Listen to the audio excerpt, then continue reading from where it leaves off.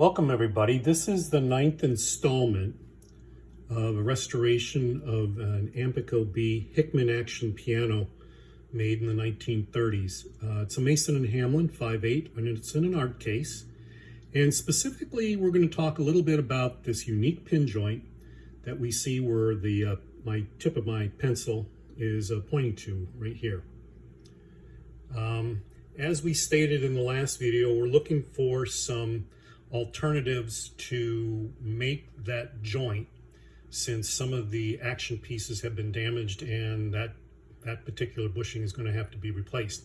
Now, the technical specifications for it are pretty well documented, and I have an interesting discovery relative to that, but this is the actual diagram that was made for it that I have found, online.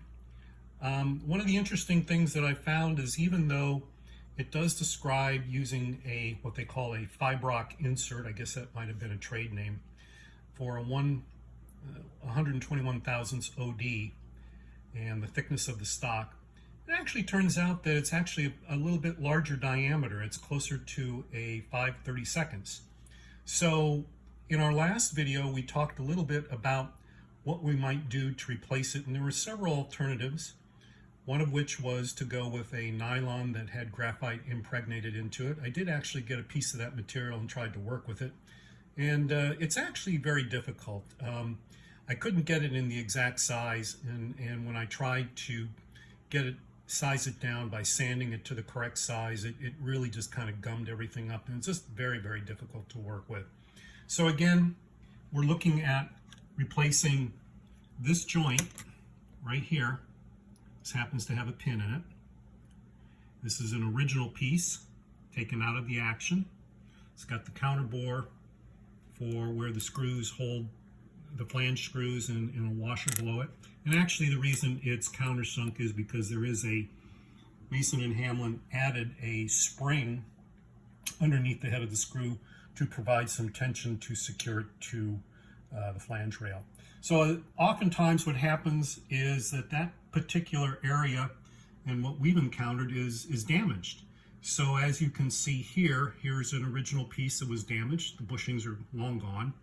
And when it's not treated properly, it's easy to damage something that's delicate like this, and in particular this area, because it's just the flange there, and it's just a very thin section. So the last time we talked, this is what we thought we were going to do. We had some modern day composite action parts, and I was managed to harvest the bushings out of them along with the pins. And I thought, this could be the way to go. But as I gave it more and more thought, I decided against this approach, because in reality, to make this work, everything has to precisely line up, including the bushings that get drilled into the flange, into the new flanges that are being made, and then correctly aligned with the already drilled and reamed pin bore. So I thought the chances of that actually working correctly were very, very low, if not slim to none. Here is, this next shot is of the reproduction flange that has been made. It does not have any, it's not been completely sized, and it has no hole in it. This is a profile view of that flange. These happen to be scrap parts that I'll be testing my new method that I plan to go with. And what that method is we kind of came full circle, and we're back to using the Norplex micarta phenol graphite impregnated and reinforced with cotton fiber material. This happens to be a rod that I got from them.